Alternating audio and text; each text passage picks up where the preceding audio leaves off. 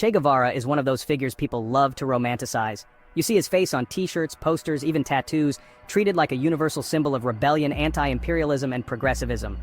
But here's the problem. Many people who consider themselves progressive, including members of the LGBTQ+ community, ignore or even defend how Che Guevara and the Cuban revolutionary government treated gay people. After the Cuban Revolution, homosexuality wasn't just disapproved of, it was actively persecuted. Gay men were labeled as counter-revolutionaries, sexual perverts, and antisocials. They didn't fit into the revolutionary ideal of the so-called new man, a vision that Che himself promoted.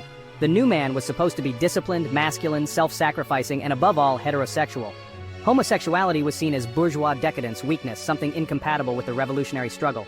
This ideology had real, brutal consequences.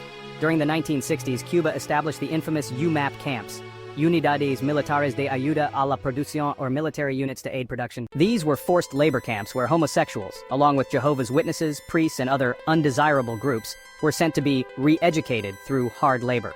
Conditions in these camps were harsh, degrading, and often violent. Gay men were humiliated, abused, and forced into backbreaking labor under the justification that work could make them men. This wasn't just casual homophobia, it was systemic persecution, organized by a revolutionary government Che helped shape. Che himself openly described homosexuality as a disease of the bourgeoisie and as incompatible with revolutionary life. Gay people were treated as if they were enemies of the state. They were shamed publicly, sometimes tortured, stripped of dignity, and denied basic freedoms. The idea wasn't to accept them or let them live peacefully, but to fix them or punish them until they conform. The same way gay people had no space in his revolutionary vision, neither did anyone who dared to disagree or live differently. Yet despite all this, Che Guevara continues to be worshipped. Progressive circles glorify him as a hero of the oppressed, while ignoring the fact that he himself oppressed people, especially gay men. Some excuse it with, oh, he was just a man of his time, or, but he fought imperialism. But ignoring his crimes means erasing the people who suffered because of him.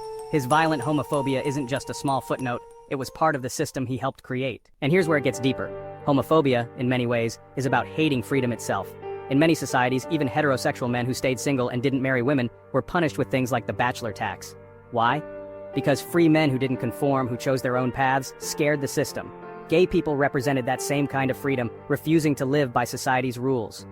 That's the real root of homophobia. Not just sexuality, but hatred of freedom, independence, and nonconformity. Che Guevara hated gay men precisely for that reason. He saw them as threats to his vision of a controlled, obedient, revolutionary society. He denied them their freedom, their right to live openly, and subjected them to violence and punishment.